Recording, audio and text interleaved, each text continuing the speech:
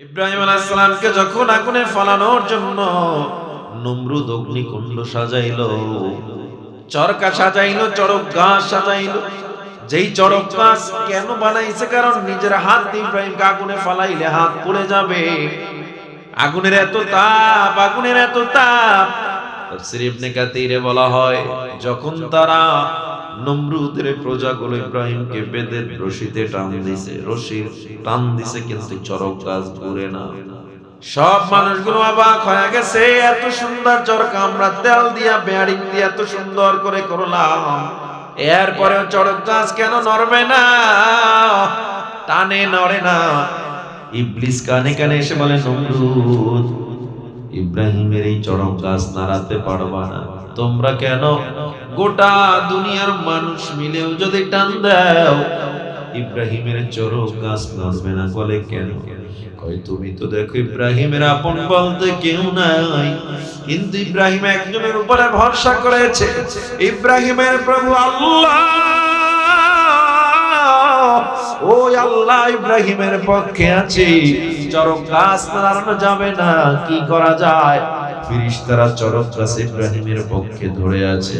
উলঙ্গ বেহায়াপনা জেনা চালু করে দাও, চড়ক গাছ নড়বে, ফেরেশতারা চলে যাবে। জোরে জোরে কোন নাউযু বিল্লাহ। এবার শয়তানের বুদ্ধিমতো উলঙ্গ বেহায়াপনার নাচ গান শুরু করে দিল, জিনা ব্যভিচার শুরু হয়ে গেল।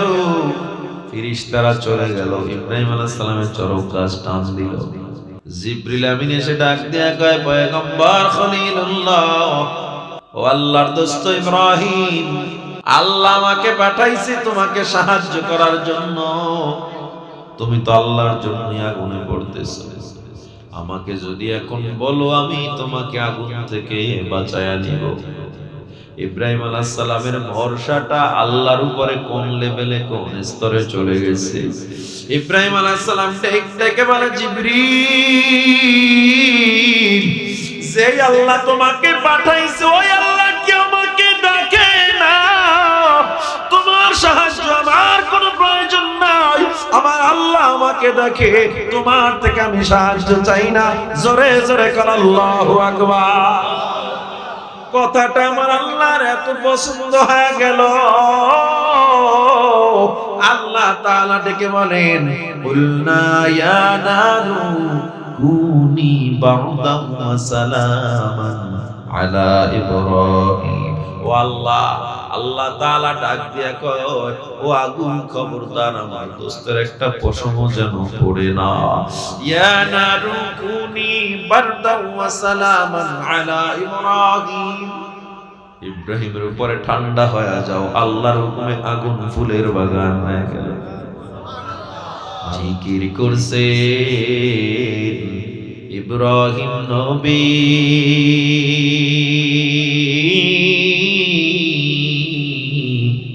নমরুদের আগুনে পড়ি, আগুন হলো ফুল বাগিচা, আগুন হলো ফুল বাগিচা, নবীর পশম জ্বলে না।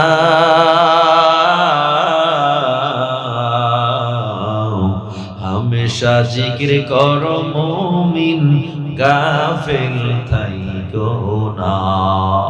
হামেশা জিকির করো মুমিন, গাফেল থাইকো না। জিকির করছে মুসা নবী,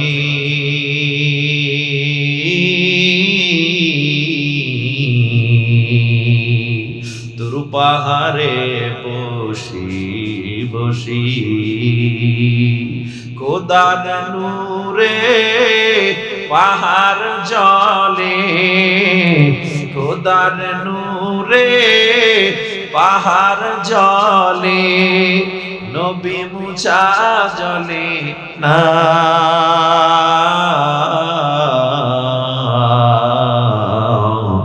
হামেশা জিকির করো মুমিন, গাফেল থাইকো না। হামেশা জিকির করো মুমিন, গাফেল থাইকো না। জিকির করছে নবী ওলি,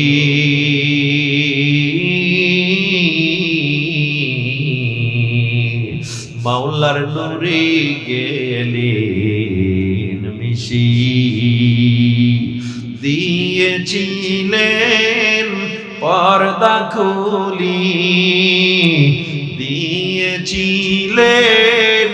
পর্দা খুলি, মাবুদ রব্বানা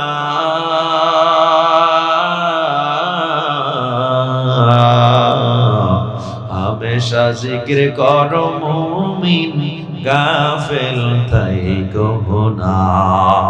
হামেশা জিকির করো মুমিন, গাফেল থাইকো না। ও আমার মুসলমান ভাইরে, ইব্রাহিম আলাইহিস সালামের আগুন ফুলের বাগান হয়ে গেল কেন? কয় ভরসা করছিল কার উপরে? এই জোরে বলেন কার উপরে?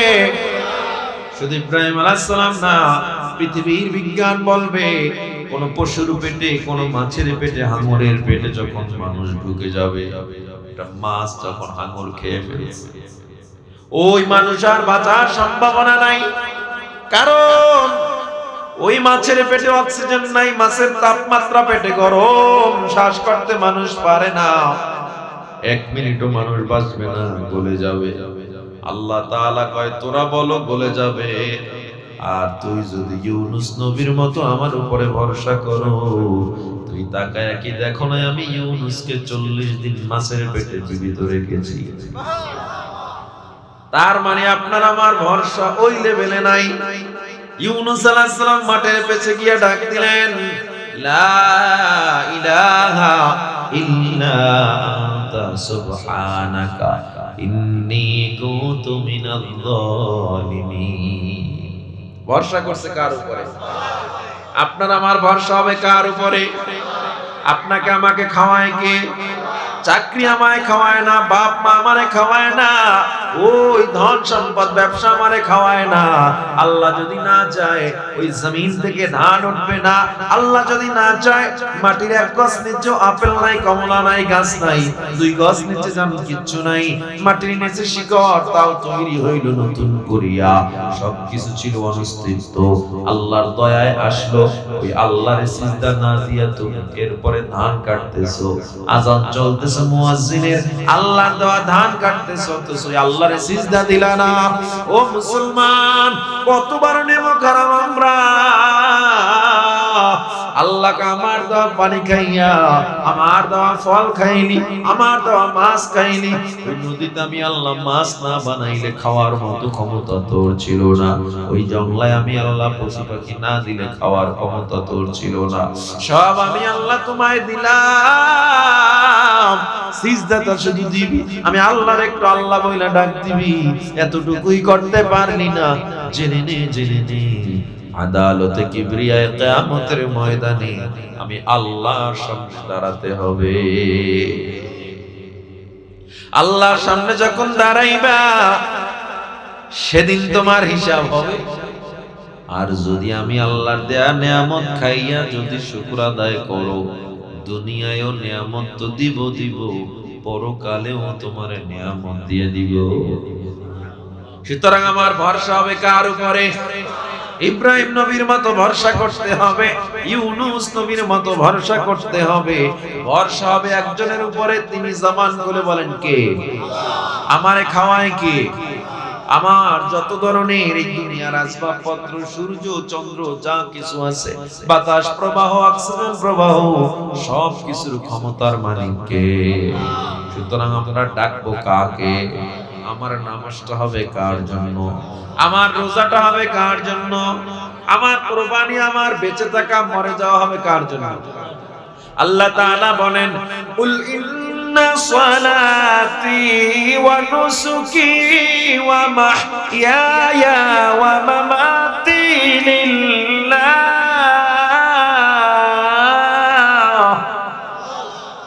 ওয়া মাহইয়ায়া ওয়া মামাতি লিল্লাহি রাব্বিল আলামিন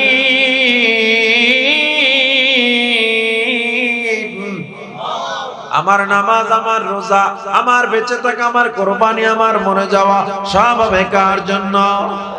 এই জীবনে কিছুই চাওয়ার নেই তো আর, আমার জীবন আমার মরণ সবই তোমার, আমার জীবন আমার মরণ সবই তোমার। অন্তর খুলে বলেন সব কার জন্য?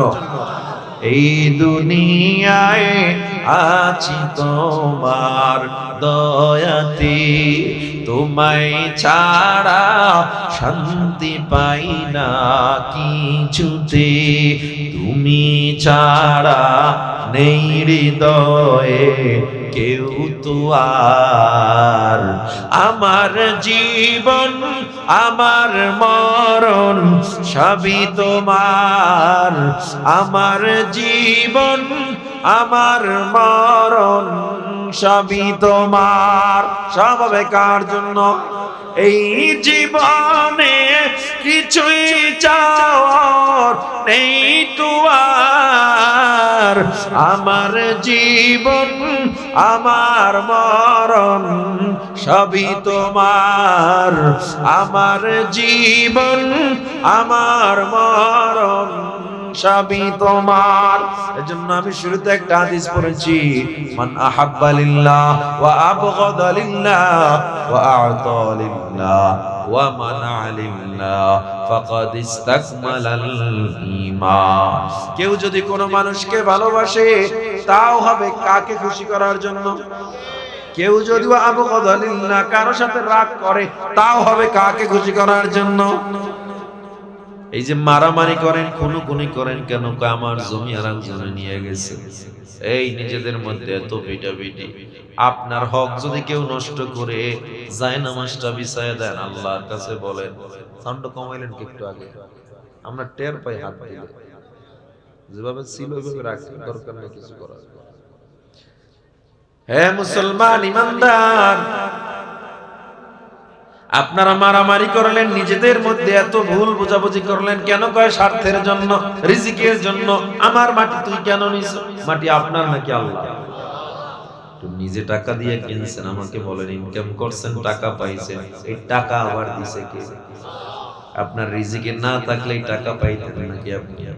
জমিও কিনলেন আল্লাহ, টাকাও কামাইলেন, তাও দিল আল্লাহ। বিচারের সময় আল্লাহর কাছে বিচার দিলেন না, আল্লাহর কাছে সমাধান চাইলেন না। এর দ্বারা কখনো সমাধান হয় না। মারামারি কইরা, পিটাপিটি কইরা যতটুকু না সমাধান পাইবেন, জায়নামাজের চেয়ে বড় সমাধান অপেক্ষায় আছে, ঠিক কিনা? সমাজে এত মারামারি কেন? এত দূরত্ব কেন? এই যে যারা নির্বাচন নিয়ে মারামারি করতেছে, কত সমস্যা। এক ক্যান্ডিডেট অন্য ক্যান্ডিডেটকে দেখতে পারে না, গীবত আর গীবত। এক প্রার্থীর সমর্থকরা অন্য প্রার্থীর সমর্থকদের সাথে বিশাল গ্যাঞ্জাম লাগে রয়েছে, এক এলাকায় বাস করে, পাশাপাশি করে, অথচ নিজেদের মধ্যে দূরত্ব কেন? রাজনীতি। আমাকে বলেন, আল্লাহ যাকে ক্ষমতার আসনে বসাইবে, হাজার চেষ্টা করে আপনি তারে নামাইতে পারবেন নাকি? আর আল্লাহ যাকে উঠাইবে না, আপনি যত চিল্লা পাল্লা করেন কাজ হবে না। আর রাজনীতি করেন, তবে যেই রাজনীতি আল্লাহর জন্য না, সেই রাজনীতি জায়েজ নাই। আজকে আমার বয়ানই সব আল্লাহর জন্য, ভরসা। রাজনীতি করবেন, তাও হবে কার জন্য? কার জন্য আপনি করতেছেন? কয় আমি রাজনীতি করতেছি যদি ক্ষমতায় আনতে পারি, আমার জমিটারে ছুটে আনবো, ঠিক না? অমুকে আমার জমি আটকায় রাখছে, ক্ষমতায় যাই আমি জমিটারে ছুটাইতে হবে। বাংলাদেশের রাজনীতি বহু মায়ের কোলকে খালি করেছে, ঠিক কিনা? বাংলাদেশের রাজনীতি বহু সন্তানকে ইয়াতীম করেছে। বাংলাদেশের রাজনীতি রিকশাওয়ালার রিজিকের চাকাটা নষ্ট করে দিয়েছে। বাংলাদেশের রাজনীতি ঘর পোড়ায়, বাংলাদেশের রাজনীতি রাস্তা পোড়ায়, রাস্তা কাটে, গাছ কাটে, ট্রেন লাইন উপড়ে ফেলে। সুতরাং রাজনীতি যদি হয় আল্লাহর জন্য, ওই রাজনীতিতে সহিংসতা, মারামারি, খুন, গুম, ধর্ষণ, চাঁদাবাজি কখনো থাকতে পারে না, ঠিক কিনা? স্বার্থের জন্য করে, এই জন্য তো মারামারি।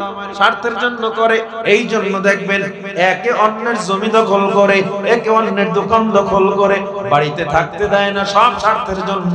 তুই আমারে থাকতে দেও না, তোরেও থাকতে দেব না।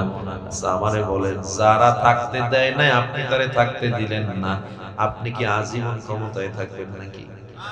আবার আপনিও চলে যেতে পারেন, আবার আপনিও ক্ষমতা থেকে শেষ, আবার আর এক দলে আপনারা ভিড়ে গেল। তাহলে এর কোনো সমাধান আছে? কিন্তু আপনি যদি রাজনীতিটাও করতেন আল্লাহর জন্য, কারো জমি দখল করতে আপনি যাইতে পারতেন, কারণ আল্লাহ তো নিষেধ করে রাখছেন। আল্লাহর জন্যই যেন হয় আমার ভোটটা, আল্লাহর জন্য। যেহেতু নির্বাচন আর মাত্র কয়দিন আছে, বলে 5-6 দিন মনে হয় বাকি আছে, ঠিক না? ভোটটা দিবেন এমন একটা ব্যক্তির যে নির্বাচিত হয়ে যেন ইচ্ছা মতো চুরি করে, ঠিক না? একজনে কইছে ভোট দিতে হবে একজনকে যে যাইয়া আপনার ধন সম্পদ এলাকার টাকা চুরি কইরা, ব্রিজের টাকা টেন্ডারবাজি কইরা, দেশের যত টাকা সুইস ব্যাংকে বিদেশ পাঠাবে, এর ভোট দিবেন? ভোট দিতে হবে এমন একজনকে যিনি রাত্রবেলা সিজদায় যায় নামাজে মাথাটা আল্লাহর কাছে নত করে দেয়, দিনে মানুষের খাদেম হয়ে কাজ করবে, ঠিক কিনা জোরে বলেন? নেতা ইসলাম কখনো নেতাকে সমর্থন করে না। ইসলাম বলে জনগণের জন্য যিনি সমর্থন পাওয়ার যোগ্য, যিনি জনগণের প্রতিনিধি হবে, ও নেতা নয়, ও মূলত হলো খাদেম, ও হলো চাকর, জনগণের চাকর। জনগণের রাস্তা নেতার চলার জন্য বন্ধ হবে না। আর আমগো দেশে নেতা আসতেছে, রাস্তাঘাট সব ব্লক হয়ে গেছে। কেন? কোন রাস্তার চলে না। পুরো ঢাকা শহর দেখলাম ব্লক। কেন? এখন অমুকে যাবে, এমপি যাবে, মন্ত্রী যাবে, এই জন্য সব ব্লক হয়ে গেছে। ইসলাম বলে না, জনগণের ভোগান্তি দিয়া নেতাকে প্রটোকল ইসলাম সাপোর্ট দেয় না। চিনেননি হযরত ওমরকে? হযরত ওমর যেই রাস্তায় চলে শয়তান সেই রাস্তায় চলে না। এমন একজন ওমর ৫৬,০০০ বর্গ মাইল শাসন করে নাই ওমর, যেই ওমর অর্ধ পৃথিবী শাসন করেছেন। এরকম বাংলাদেশ না, গোটা অর্ধ জাহানের বাচ্চা ওমর অর্ধ পৃথিবী শাসন করেছেন যিনি।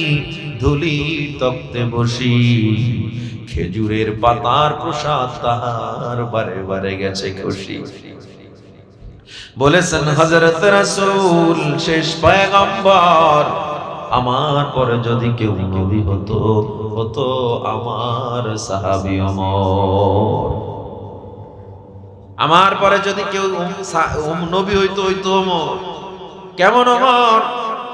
যে ওমর রাত্রবেলা তাহাজ্জুদে জীবনটারে, পুরো জীবনে রাত্রটা ছিল ইবাদত, শেষ রাত্র পুরোটাই ছিল জায়নামাজে। মানুষের বাড়ি বাড়ি গিয়া খবর নিত, আমার এই ক্ষমতার কালে আমার জনগণ গুলো ঠিক আছে নাকি কষ্টে আছে, খবর নিত। সিরিয়ার দিকে রওনা দিয়েছে হযরত ওমর, বিশাল বহর নিয়ে, দল বল নিয়ে হযরত ওমর বিজনেস একটা সফর ছিল। এক্সপোর্ট ইম্পোর্টের যে বিজনেস মক্কা থেকে শুরু হয়েছে, সেই এক্সিম আজকে শুরু হয় না। আপনারা তো মনে করেন বিজনেস থিওরি কেবল তৈরি হয়েছে পৃথিবীতে, না, আল্লাহর নবী নিজেও বিজনেস করেছেন। আল্লাহু আকবার। হযরত ওমর বিশাল বহর নিয়ে যখন রওনা দিলেন, মরুভূমি পার হইতেছেন, মদিনার নিকটবর্তী এলাকা। মরুভূমি পার হতে গিয়ে দেখে দূরে একটা ছোট্ট কুঁড়ে ঘর দেখা যাইতেছে। ভালো মনোযোগ দিয়ে শুনবেন। একজন ওমর যিনি অর্ধেক পৃথিবী শাসন কর্তা, ওই পারস্য রোমরা তখন হযরত ওমরের কথায় চলতো। রোম ছিল বর্তমান সুপার পাওয়ার আমেরিকার মতো, যাদের অস্ত্র শস্ত্র কম নাই। আমেরিকা যেমন, রাশিয়া যেমন এখন সুপার পাওয়ার অন্তর্ভুক্ত, তদানীন্তন সময়ে রোমানরা ছিল আমেরিকার মতো সুপার পাওয়ারে। ওই রোমানরাও ওমরের উপরে কথা বলতো না, হযরত ওমর যা বলতো সেটাকে তারা মেনে নিত। এত সুন্দর শাসন ব্যবস্থা কায়েম করেছে। সেই হযরত ওমরের বিশাল বহর বাহিনী নিয়ে যায়, ছোট্ট একটা কুঁড়ে ঘর থেকে হযরত ওমর বহরটা থামায়া দিল। পাশ থেকে সাহাবী ডেকে বলে, ও খলিফাতুল মুসলিমিন ওমর, কেন এত বড় বহর থামায়া দিলেন? দাঁড়াও, আমার একটু কাজ আছে। ওই একটা মরুভূমিতে ঘর দেখা যায়, না জানি কে আবার অসহায় আছে, খবর আমি নিতে পারলাম না। হযরত ওমর নিজে পায়ে হেঁটে ঘরের কিনারায় গিয়া ডাক দিছে, ঘরে কে কেউ আছেন? দরজাটা খুলবেন। বৃদ্ধ একজন মা দরজা খুললো, ঘরে আর কেউ নেই, বৃদ্ধ একজন মা। হযরত ওমর এবার ডেকে বলে, আসসালামু আলাইকুম ওয়া রাহমাতুল্লাহ। ও মা, কেমন আছেন? বলে, ভালো আছি। তোমাকে তো চিনলাম না, আমাকে চিনার প্রয়োজন নেই। আপনার ঘরের কি খবর? খাওয়া দাওয়া ঠিক মতো হইতেছে? বৃদ্ধা মা চোখে পানি ছেড়ে কান্না করে দিছে। 2 দিন হইল আমার ঘরে কোনো খাবার নাই, কোনো পানি নাই। তুমি আমার খবর নিছো যুবক? আমি তো অপেক্ষায় ছিলাম আমাদের শাসন কর্তা ওমর আসবে, তুমি নাই। ওমর আসলে কতই না ভালো হইতো, ওমর আমার খবর নিল না। কে সামনে দাঁড়ায় রয়েছে? হযরত ওমর যখন শুনলেন 2 দিন ধরে ঘরে খানা নাই, হযরত ওমর পুরো বাহিনী বহর রাইখা মদিনায় চলে গেছে। মদিনায় গিয়া কোষাধ্যক্ষ থেকে সেখানে নিয়োজিত কর্মচারীরা দেখে হযরত ওমর নিজে আটার বস্তা টাইনা নামাইতেছে। কর্মচারীরা ডেকে বলে, খলিফাতুল মুসলিমিন, আমরা এখানে আছি, আপনি কেন কষ্ট করতেছেন? হযরত ওমর কোনো কথা বলে না, কয় আমার কাছে কেউ আসবে না। ওমরের চোখ বেয়ে বেয়ে পানি পড়তেছে। হযরত ওমর বস্তাটা টান দিয়া আটার বস্তাটা পুরোটা নিজের কাঁধের উপরে উঠাইছে। আটায় পুরো শরীরটা সাদা হয়ে গেছে। মদিনার বাজার থেকে ওমর কাঁধে আটার বস্তা নিয়ে যায়। মদিনার মানুষ ডাক দিয়া কয়, দেখছো কেমন আমরা নেতা পাইছি? এমন নেতা যদি কিয়ামত পর্যন্ত থাকে, কোন জনগণ কোনদিন ভোগান্তিতে পড়বে না। অর্ধ পৃথিবীর শাসক ওমর যায় আটার বস্তা নিয়ে। আল্লাহু আকবার বলেন, আল্লাহু আকবার। হযরত ওমর আটার বস্তা নিয়ে ওই বৃদ্ধা মায়ের ঘরে যাইয়া বস্তা দিয়া চলে যায় না, নিজে গিয়া খামির বানাইয়া রুটি বেলা শুরু করছে। হযরত ওমর নিজে রুটি বানায়া বানায়া পুরে পুরে বৃদ্ধা মাকে দিতেছে খাওয়ার জন্য। বৃদ্ধা মা খাইতেছে আর শুকর আদায় করতেছে, চোখ বেয়ে বেয়ে পানি পড়তেছে। আল্লাহ, এই যুবককে তুমি কবুল করে নাও। ওমর যদি এই যুবকের মতো হইতো, কতই না ভালো হইতো। হযরত ওমর বিদায় কালে ডাক দিয়া কয়, মা, ওমর হয়তো ব্যস্ত ছিল, আপনার খবর নিতে পারে না, আপনি পারলে ওমরে মাফ করে দিয়ে। হযরত ওমর এর পরেও পরিচয় দেয় না, নিজে গিয়া বহরের সামনে যখন রওনা দিছে, বুড়িমা জানালা খুলে তাকায়া দেখে এই ব্যক্তিটা বিশাল বহরের সামনের দিকে যায়, বিশাল সিংহাসনের উপরে গিয়া বসছে। বুড়িমা তড়িঘড়ি করে বহরের পিছনে যাইয়া একজন সাহাবীকে প্রশ্ন করে, ও ভাই, এই বহরটা কার? বলে, ওমরের বহর। ওমরের বহর, তাইলে সামনে সিংহাসনে কে বসবে? বলে, ওমর। কই ওমর? এই যুবকটা কেন সিংহাসনের দিকে যাইতেছে? তখন ওই সাহাবী ডেকে বলে, মা গো, তুমি চিনো নাই, চিনো নাই, তোমার ঘরে যে আটার বস্তা নিয়ে গেছে, রুটি বানায়া খাওয়াইছে, সে আর কেউ না, অর্ধ পৃথিবীর শাসক হযরত ওমর নিজে। এই মা বুড়িমা হাঁটতে পারে না, তড়িঘড়ি করে সামনে দৌড়ে গেল, গিয়া হাঁটু গেড়ে বসে ডাক দিয়ে কয়, ও খলিফাতুল মুসলিমিন, শুনেছি আপনার রাগ বড় মারাত্মক রাগ, আপনার সামনে নবীর বিরুদ্ধে কেউ কথা বলতে পারে না, তার গর্দান আর ঘাড়ের সাথে থাকে নাই। আপনি যেই রাস্তায় চলেন, শয়তান সেই রাস্তায় চলে না। অথচ আমি এত বদনাম করলাম, আমারে আপনি কিছুই বললেন না। আপনি আমারে ক্ষমা করে দেন, কত বদনাম আমি আপনার বিরুদ্ধে বলেছি। হযরত ওমর কোনো উত্তর না দিয়া কয়, ও মা, আপনি আমারে মাফ করছেন কিনা এটা বলেন। তোমার মতো ওমরকে যদি আমি মাফ না করি আমি আল্লাহর কাছে কি জবাব দিব? আর কে দারাত খাউফে হাকদার দিল মাদাম জান্নাতুল মাওয়া দেহাদুরা মাকাম। ও মুসলমানেরা বলেন, নেতা যিনি জনগণের খবর নিবে, জনগণ ভালো আছে না মন্দ আছে এইটা নেতার দায়িত্ব পৌঁছা দেওয়া। আর আমাদের দুনিয়ায় নেতারা জনগণের খবর নেওয়া তো দূরের কথা, জনগণের হকটা নিজের পকেটে লইয়া লয়। ঠিক না বেঠিক? এই জন্য নির্বাচন আসতেছে, বুঝে শুনে সিল মারবেন। ভোট একটা আমানত। আপনার ভোট পায়া চুরি করলে আপনার গায়েও চুরির এই বোঝা কিয়ামতে আপনাকে টানতে হবে, মনে রাখবেন। আপনার ভোট পায়া যদি বাটপারি করে, আপনার ভোট পায়া যদি সে মদের আইন পাস করায়, তার যদি অবদান থাকে, আপনার ভোট পায়া সে যদি 2 নম্বরই করে, আপনার ভোট পায়া যদি জমি দখল করে, কুল্লু উনাসিম বিইমামিহিম ইয়াওমা নাদউ কুল্লু উনাসিম বিইমামিহিম। আল্লাহ বলে কিয়ামতের দিন আমি প্রত্যেক মানুষকে তার নেতার সাথে ডাকবো। যা করবেন বুঝে শুনে করবেন। আল্লাহ আমাদেরকে সঠিক পথে রায় দেওয়ার তৌফিক দান করেন। আমার আলোচনার বিষয় হলো আল্লাহর ভরসা। ইব্রাহিম নবী আল্লাহর উপরে ভরসা করে কেমনে সাকসেস হয়ে গেলেন? ইউনুস নবী মাছের পেটে কেমনে জীবিত রইলেন? মেডিকেল সায়েন্সকে জিজ্ঞাসা করেন, মানুষ এভাবে বাঁচতে পারে নাকি? বলবেন না।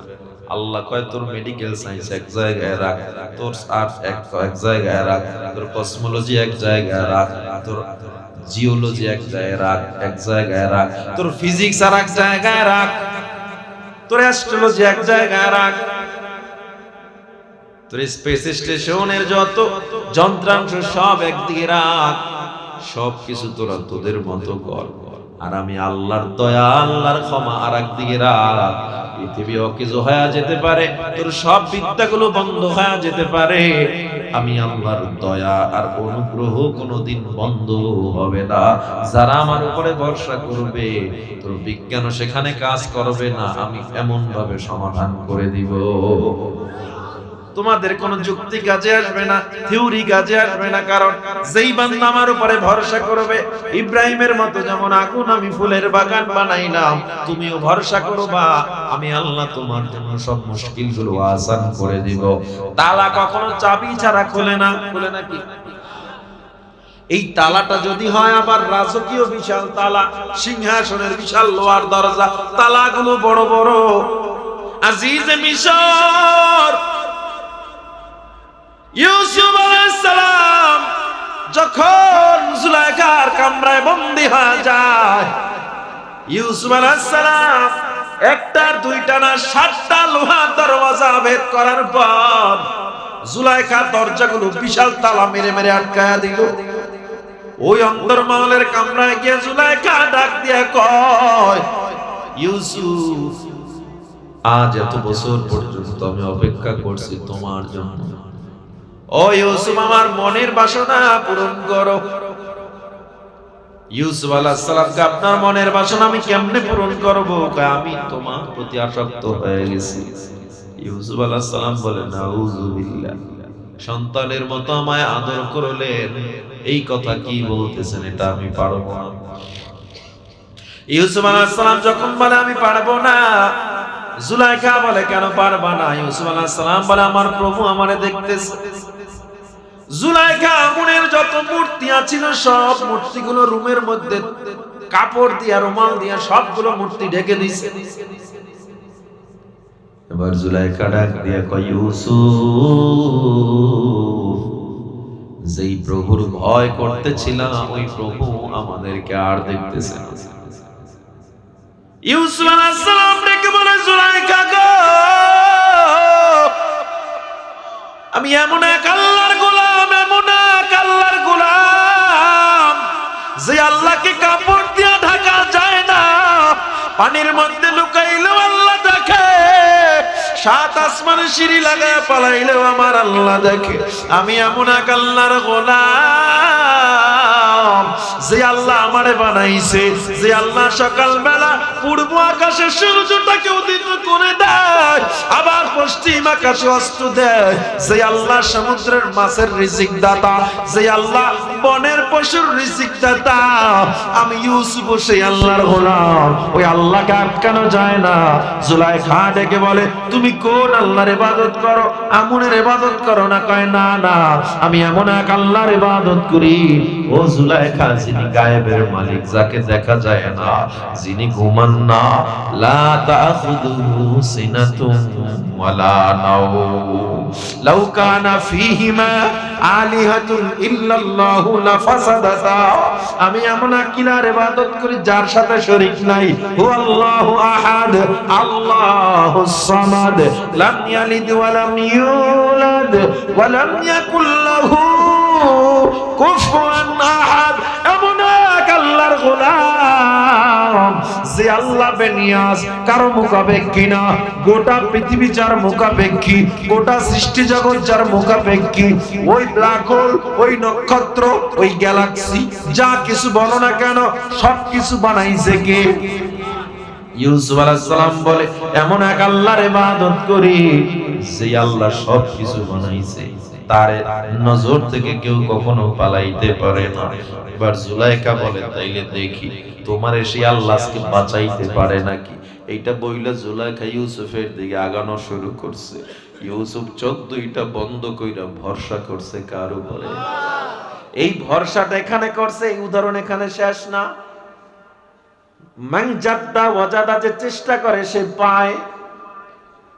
আপনি যদি শুধু দাঁড়ায়া থাকেন এটা না। ইউসুফ আলাইহিস সালাম জানে তালা খোলা সম্ভব না, একটা দুইটা করে 7টা তালা, 7টা দরওয়াজা। কিন্তু ইউসুফ জানে যত অসম্ভব পৃথিবীতে থাকুক না কেন, এই তালা খোলার ক্ষমতা একজনের আছে, তিনি কে? আল্লাহ। ইউসুফ আলাইহিস সালাম দাঁড়ায়া থাকে না, অন্তরটা আল্লাহর দিকে ঘুরাইয়া মন থেকে ডাক দিছে, আল্লাহ ও আল্লাহ, এই সময় তুমি ছাড়া আমার কেউ নাই। আমি জানি এই তালা খুলবে না, তবে আমি চেষ্টা করব। বাকি কাজ তোমার, এরপর কাজ আমার না। আল্লাহ কয়, বান্দার চেষ্টা যেখানে শেষ, আমার নুসরত, আমার সাহায্য সেখান থেকে শুরু। আপনি পূর্ণিমা চাঁদের আলো গায়ে লাগাতে চান, জানালা খুলতে হবে, গিয়ে দাঁড়াতে হবে, না হলে হবে না। আমি ব্যবসায় লস খাইছি, কেন খাইছু? উঠতে চেষ্টা করেন নাই। একবার হোঁচট খাইছেন, পড়ে গেছেন, সেখান থেকে উঠে দাঁড়াতে হবে, আবার ট্রাই করতে হবে, আবার ট্রাই করতে হবে। আল্লাহ যখন দেখবে চেষ্টা শেষ, এবার আল্লাহর খেলা শুরু। ইউসুফ আলাইহিস সালাম দাঁড়ায় থাকে না, অন্তরকে আল্লাহর দিকে ঘুরাইয়া। ইউসুফ আলাইহিস সালাম যখন দরজার দিকে দৌড় দিল, আমার আল্লাহর কুদরতি অন্তরে জোশ মেরে গেল। আমার আল্লাহ তাআলা ডাক দিয়া কয়, ও দরওয়াজা খুলিয়া যা, ও তালা খুলিয়া যা। আল্লাহর হুকুমে একটা একটা করে 7টা দরজার 7টা তালা খুলে গেল। জোরে কোন আল্লাহু আকবার। আরো জোরে বলেন আল্লাহু আকবার। ভরসা করছে কার উপরে? আরো জোরে বলেন। আপনাকে যদি বলি মেঘনা নদীতে গিয়া সাইকেল চালাইও পারজান, পারবেন নাকি? মোটর সাইকেল চালাতে পারবেন নাকি? বাস চালাতে পারবেন নাকি? নদীতে রাস্তা হয় না, এটা সায়েন্সও বলবে না, এটা পৃথিবীর কেউ মানবে না, বলবে বোকা। আল্লাহ কয়, তোরা বলবি বোকা? মুসা নবীর মতো আমার উপরে ভরসা কইরা নীল নদের পানির উপরে যখন লাঠি দিয়া বাড়ি দিল, ভরসা আমার উপরে কইরা বাড়ি দিছে। আমি মুসার জন্য নীল নদের পানি রাস্তা বানায় দিছি। তাহলে ভরসা করছে কার উপরে? আরো জোরে বলেন কার উপরে? আমার সব কিছুর ভরসা কার উপরে? এই জীবনটা আছে তাও কার উপরে থাকবে? জীবনটা বিলাইয়া দিব কার জন্য? মনে থাকবে ইনশাআল্লাহ। আহা, সাহাবায়ে কেরামরা তীরের সামনে, অস্ত্রের সামনে বুকটারে পেতে দিছে, একবারও টেনশন করে না আমার কলিজার মধ্যে তীর ঢুকতে পারে। কারণ সাহাবায়ে কেরাম জানে, ইন্নাল্লাহ আশতারা মিনাল মুমিনিনা আনফুসাহুম ওয়া আমওয়ালাহুম বিআন্না লাহুমুল জান্নাহ। আল্লাহ মুমিনের জান এবং মাল কিনে নিয়েছেন জান্নাতের বিনিময়। আল্লাহরে তো মুমিনরা জান দিয়ে দিছে। এই আপনার আল্লাহর উপরে ভরসা করলে এই জান নিয়ে ভয় করার কথা?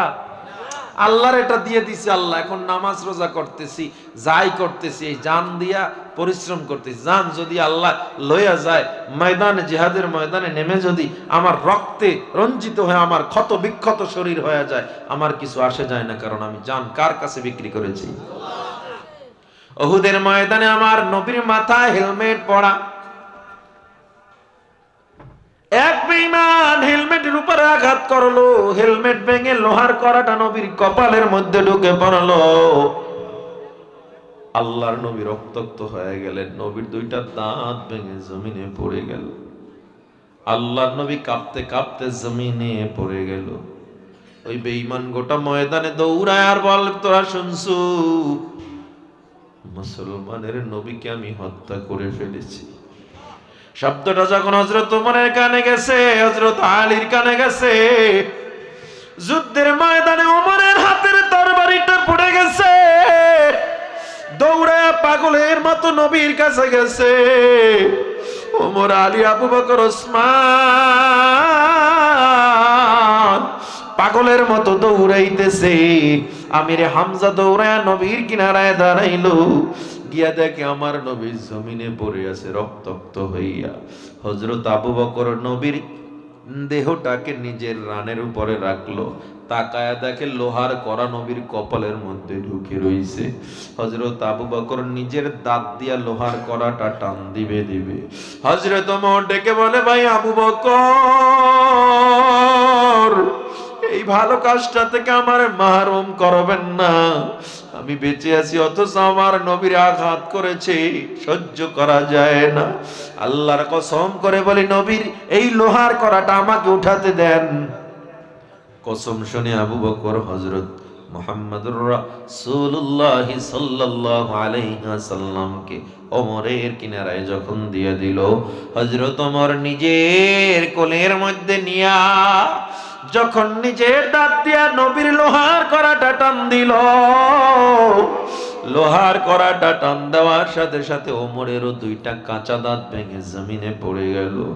আল্লাহর নবী চোখ দুইটা অল্প করে যখন ফাঁকা করলেন, আল্লাহ নবী ডাক দিয়া কয়, ওমর, তোমার মুখ থেকে রক্ত পড়তেছে, তোমার বুঝি কষ্ট হয় না? হযরত ওমর বলে, ও মায়ার নবী, আপনি রক্তাক্ত আর আমার বুঝি কষ্ট হবে? লিআন্না লি নাফসান ওয়াহিদা, আমার কষ্ট এক জায়গায়, আল্লাহ আমারে কেন একটা জীবন দিল?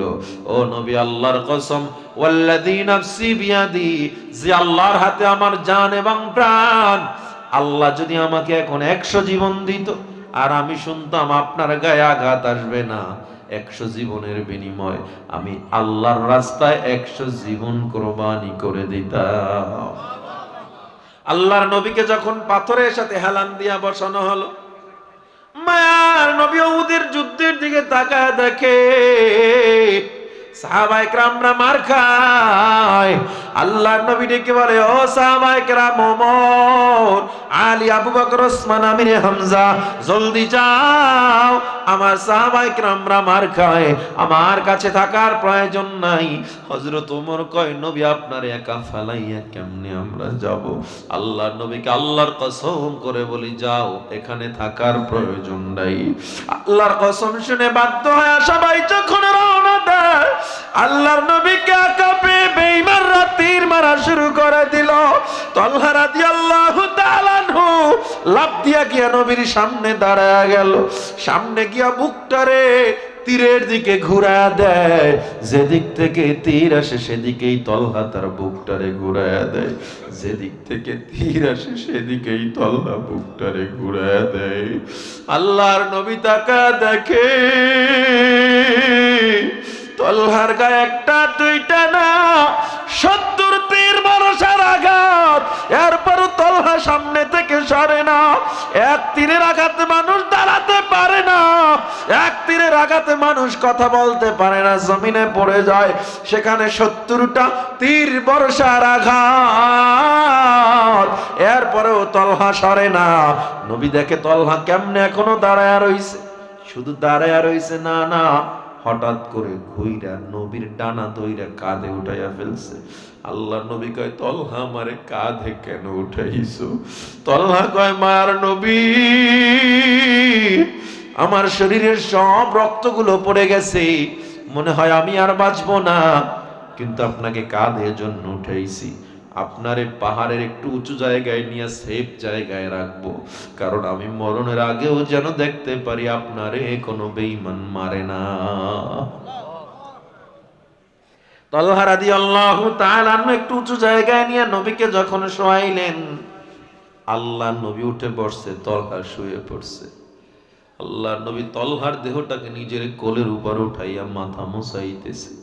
আমার নবী ডাক দিয়া কয়, তলহা বুঝি কষ্ট হইতেছে? তলহা বলে, মায়ার নবী, কিসের কষ্ট? আজ যদি আমি এখানে না আসতাম, আপনার সামনে না দাঁড়াইতাম, আপনার এই দামি কোলে কি আমি চড়তে পারতাম নাকি? আপনার এই মোবারক হাত আমার মাথায় কে বুলাইতো? ও যুবক, এই জীবনটাকে তোর আল্লাহর জন্য দিয়া দিল, তুমি কিসের মায়ায় পড়েছ? তুমি কিসের মায়ায় পড়েছ? তোমাকে ফজরে ডাইকাও আমার মাওলা পাইল না, তোমাকে জোহরে ডাইকাও পাইল না, আসরে মাগরিবে তোমাকে পাওয়া যায় না। খেলা দেখার জন্য রাত্রে তুমি গভীর রাত্রে উঠে যাও, এরপরেও নামাজটারে পড়ো না। ওই আল্লাহ এত মায়া করলো, ওই আল্লাহ এত দয়া করলো, তোমার মতো কত যুবক, কত আল্লাহর বান্দা স্কুল কলেজ ভার্সিটিতে পড়ে, RAB, army, police, OC DC, SP, IG, commissioner, doctor, doctor, barrister, professor, engineer, উকিল, লেখক, কলামি, সাহিত্যিক, সাংবাদিক, এদের মধ্যে দাড়িওয়ালা নামাজের অভাব নাই। তুমি কেন আল্লাহর উপরে পরিপূর্ণ ভরসা করে জীবনটাকে পরিচালনা করো না? আজ থেকে তওবা করো। এই মুহূর্তে প্রথম আসমানে এসে আমার আল্লাহ তোমাদের ডাকতেছে, আর গুনাহ করব না, আমরা নামাজ ছাড়বো না। এই অন্তর, এই দেহ, এই মন, আমার সব কিছু, আমার ভরসা, আমার রিজিক যাই কিছু হোক না কেন একজনের জন্য হবে, আল্লাহর জন্য। আর আমরা নামাজ ছাড়বো না, আর আমরা অন্যায় করবো না, দাড়ি কাটবো না, আর আমরা গুনাহ করবো না, হারাম খাবো না, বেপরদায় চলবো না। কে কে রাজি আছেন? আল্লাহকে হাত দুইটা দেখায় দেন। নারায়ে তাকবীর। আর সোজা করেন, সোজা করেন। ও দয়ার আল্লাহ, তাকা দেখেন, আমরা ওয়াদা করতেছি আর গুনাহ করব না, নামাজ ছাড়ব না, আর অন্যায় করব না রে আল্লাহ। ও আল্লাহ, আপনার ভরসা নিয়ে আলোচনা হইল, আল্লাহ এই দেহটাকে, এই মনটাকে আপনার জন্য কবুল করে নেন। আমার নামাজ, আমার রোজা, আমার কোরবানি সব আপনার জন্য কবুল করে নেন। আমি রিজিকের অভাবে পড়লে আপনার উপরে যেন ভরসা করতে পারি, চাকরির অভাবে পড়লে আপনার উপরে ভরসা করতে পারি, হারাম থেকে আমাদের বাঁচার তৌফিক দেন। বলেন আমিন। আরো জোরে বলেন আমিন। আজকে এই যে আলোচনা হইল তাওয়াক্কুল নিয়ে, ভরসা নিয়ে, আল্লাহর উপরে ভরসা করব, জীবন থাক আর যাক গলায় ছুরি আসো, আল্লাহ আমার একমাত্র নেতা, একমাত্র মুনিব আল্লাহ, একমাত্র প্রভু আমার আল্লাহ, নেতা একমাত্র মুহাম্মদুর রাসূলুল্লাহ সাল্লাল্লাহু আলাইহি ওয়াসাল্লাম। আর কোন দুনিয়ার শগলাত নাই, ব্যস্ততা নাই, আল্লাহ আমার প্রভু, মুহাম্মদ সাল্লাল্লাহু আলাইহি ওয়াসাল্লাম আমার নেতা। তার সুন্নাহ অনুযায়ী, আল্লাহর হুকুম অনুযায়ী জীবন যাপন করতে চাই। পারবো তো ইনশাআল্লাহ? আল্লাহ আমাদের কবুল করেন। আল্লাহ এই তাওয়াক্কুলের উপরে যতটুকু আলোচনা করলাম, আমাকেও আমল করার তৌফিক দান করেন।